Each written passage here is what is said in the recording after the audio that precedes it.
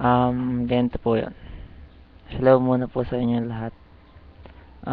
Kasi masyado ng masakit magsalita yung iba na,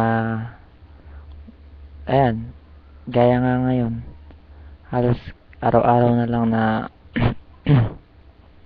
sinasabi na kung ano-anong masasamang salita, eh, hindi ko naman kasalanan siguro yun na maging busy lang talaga ako.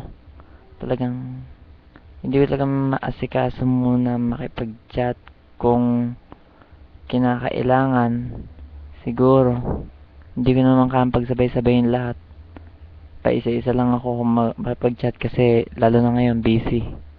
Um, Pasensya na guys kung ganito ako ngayon kasi masyado lang ako nangangamba sa mga sinasabi ninyo sa akin. Pagbabanta at lalo-lalo na yung kung ano na kabastos ng mga sinasabi. Hindi naman ako ganong klaseng tao. Hindi naman mababa. Hindi rin naman mataas. Sakto lang sa level ng pagiging tao. Pero guys, eto, last na sasabihin ko. Siguro last ko na ito na sasabihin ko ngayon. Hindi ako poser. Hindi ako bobo. Tamang sakto lang. At hindi rin ako lula. Hindi rin ako magnanakaw.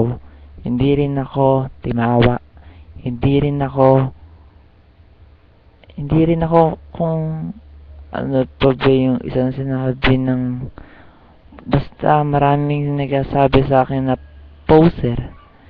Mukha ba akong poser? Halos araw-araw ko na nga lang pinopost mga picture ko. Halos ako updated ako sa mga picture. Pero guys, it's okay. Ito lang masasabi ko sa inyo. Salamat na lang din. I accept naman ko ano yung mga idadagdag nyo pa sa aking salita o ibabatong salita. Guys, hindi ako sa nang i-snub. Ang akin lang, irespeto nyo kung anong meron ang isang tao. Yun lang guys. Salamat na lang. Bye-bye. I love you. Kahit ganun na kung ano na pa rin sinasabi niya sa akin. Halos araw-araw na lang lahat na nagme-message. Kung ano-ano. Okay lang, sige. Salamat na lang sa inyo. And I love you. And take care. Ingat kayo sa mga pinagsasabi niyo. Salamat. Bye-bye. Love you.